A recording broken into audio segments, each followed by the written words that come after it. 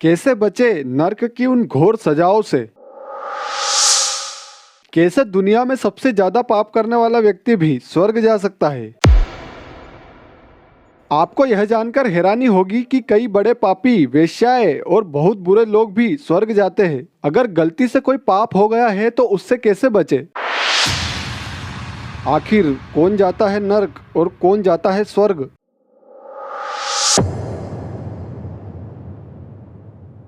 Hello दोस्तों, आज का हमारा टॉपिक है कौन स्वर्ग जाता है और कौन नर्क जाता है।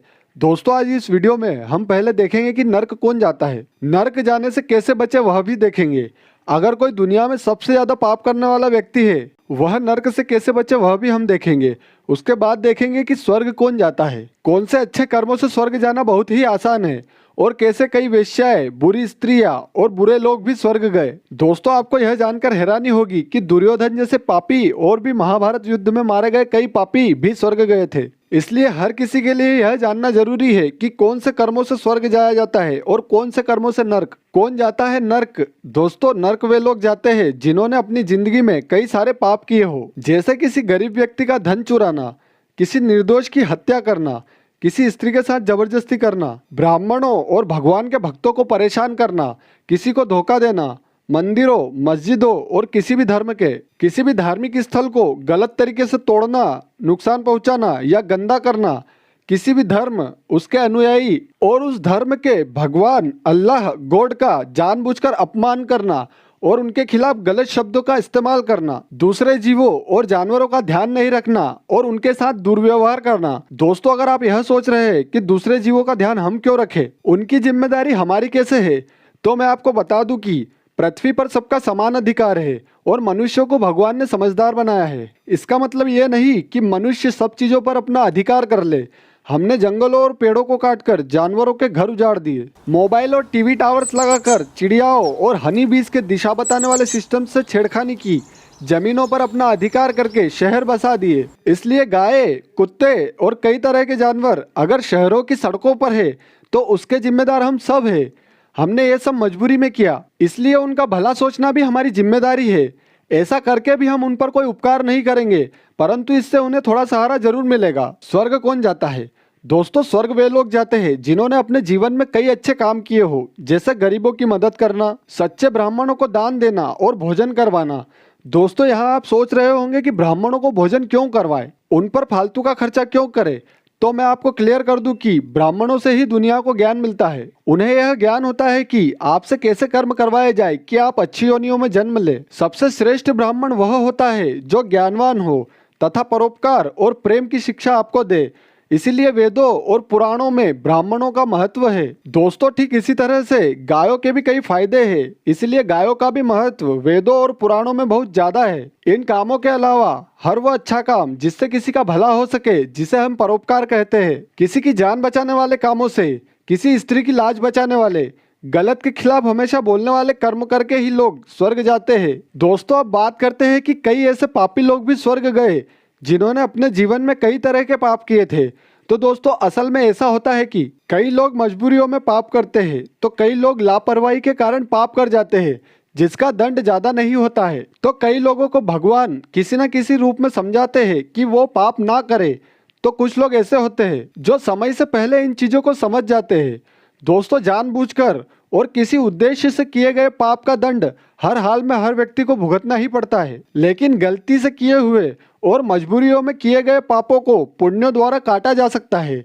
जैसे अगर गलती से हमारे हाथों कोई जीव मारा गया तो इसका दोष हमें ना के बराबर ही लगेगा, लेकिन अगर हमने सिर्फ मजे के लिए किसी चींटी को भी मार दिया तो इसका दंड हमें हर हाल में भुगतना ही होगा। दोस्तों, अब बात आती है कि हम नर्क जाने से कैसे बचे। जैसा कि हमने बताया कि जानबूझकर किए गए पाप से पापी नर्क जाता है, लेकिन दोस्तों, अगर हमसे कोई ऐसे पाप हुए हैं जो लापरवाही से या मूर्खतावश हो गए हैं, उदाहरण के लिए जैसे अगर हमारी कार से टकराकर किसी गाय या कुत्ते की मृत्यु हो गई है, तो उससे संबंधित प्रायश्चित हमें करना होगा, जिसमें सबसे पहले तो हमारे मन में उस भूलवश किए गए पाप का पछतावा होना जरूरी है। उसके बाद हमें वैसे जीवों के लिए कुछ करना चाहिए। जैसे अगर गाय की मृत्यु हुई है गाड़ी से टकराकर, तो उसे याद करके मन में पछतावा और ऐसा विचार करके कि हे गाय माता, मूर्खतावश, ओवर स्पीड या टेंशन के कारण ध्यान भटकना या जो भी कारण रहा हो उसे याद करके हमारे मन में पछतावा होना चाहिए और फिर गायों के लिए कुछ करना चाहिए, जैसे गौशाला में गायों के खाने के लिए कुछ दान देना या कुछ समय तक उनके पीने के पानी और खाने की व्यवस्था की जिम्मेदारी खुद लेना। दोस्तों, अगर हो सके तो यह काम अपने हाथों से ही संपन्न हो जाए तो ज्यादा अच्छा है। और हाँ, एक बात ध्यान रहे, आप चाहे कितने ही अमीर क्यों ना हो, आपको अगर लगता है कि गौशाला में या किसी धार्मिक स्थल पर इतना या उतना पैसा देकर आप पाप से मुक्त हो सकते हो, तो यह पॉसिबल नहीं है। सबसे पहले आपको अपने मन में बिना दिखावे वाला पछतावा होना जरूरी है। ठीक इसी तरह दूसरे जानवरों के साथ भी है, चाहे वह कुत्ता, भैंस या सुअर ही क्यों ना हो, सबको भगवान ने ही बनाया है। इसीलिए आज भी गांव के लोग चींटियों को भी भोजन करवाते हैं, क्योंकि वैसा उन्हें शुरू से सिखाया गया है। अब बात आती है कि अगर हमें किसी कारणवश कोई पेड़ काटना पड़ा हो, तो दोस्तों उसके लिए हमें किसी और जगह पर कोई पेड़ लगाना चाहिए और उसे बड़ा भी करना चाहिए। अगर हमने किसी व्यक्ति को अपने बोले हुए शब्दों से कोई ठेस पहुंचाई है और हमें खुद लगता है कि हम गलत थे, तो यकीन मानो दोस्तों, आप चाहे दुनिया के सबसे अमीर आदमी भी क्यों ना हो, उससे जाकर आपको खुद माफी मांगनी पड़ेगी। सिर्फ अपने शब्दों से नहीं, बल्कि अपने दिल से और मन से उससे माफी मांगनी पड़ेगी, वरना तो यमराज के सामने कोई भी छोटा बड़ा या गरीब अमीर नहीं होता। अब बात आती है सबसे इम्पोर्टेंट पॉइंट की, जो पाप आजकल भरपूर मात्रा में हो रहा है, किसी को धोखा देना। अगर आपने गलती से भी यह पाप किया है तो दोस्तों सावधान, इसका भी हिसाब अगर यही हो जाए तो आप नर्क जाने से बच जाओगे। उसके लिए यह करना होगा कि अगर आपने किसी लड़के या लड़की से कोई वादे किए थे तो आपको उसको अपनाना चाहिए। अगर अब ऐसी स्थिति है कि उसे नहीं अपना सकते, तो उससे उस बात की माफी मांगनी चाहिए। उसका आपको माफ करना बहुत जरूरी है, वरना नर्क में इसके लिए भी भयंकर सजाएं हैं।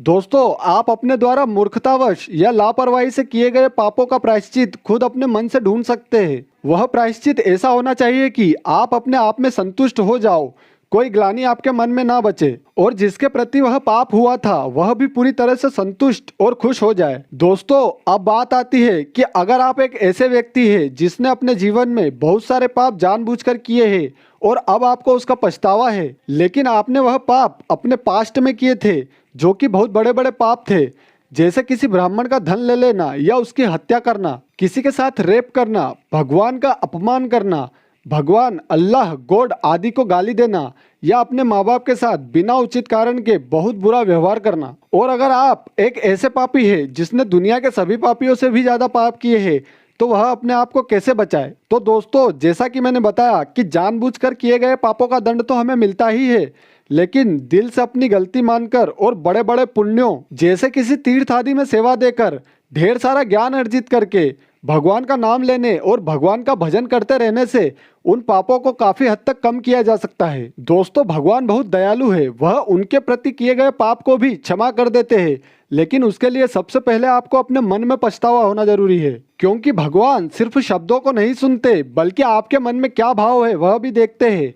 उसके बाद जैसा जैसा पाप आपने किया था उसके अनुसार अपने मन से कुछ ऐसे पुण्य करना चालू कर दे जिससे वे पाप कटने लगे।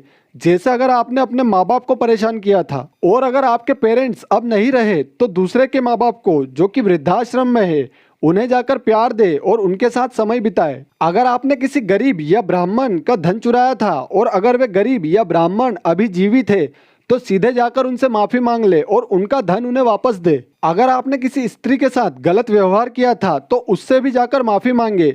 अगर वे अपने दिल से आपको माफ कर देते हैं तो ही आपका पाप पूरी तरह से नष्ट हो सकता है। दोस्तों, आपने जो भी जैसा भी पाप किया हो उसको काटने के लिए आप अपने मन से ही कोई भी पुण्य कर्म ढूंढ सकते हैं। बस वह प्रायश्चित अपने पूरे मन से होना चाहिए, और फिर इस बात का भी ध्यान रखें कि वैसी गलती फिर दोबारा ना हो। दोस्तों, हम कितने भी बड़े पापी क्यों ना हो, भगवान के दरवाजे हमेशा हमारे लिए खुले रहते हैं। बस जरूरत है तो मन से और दिल से भगवान और पुण्य कर्मों में मन लगाने की। दोस्तों, अगर वीडियो अच्छा लगा हो तो हमें सपोर्ट करने के लिए लाइक, कमेंट, शेयर और सब्सक्राइब जरूर कीजिए। Thank you for watching.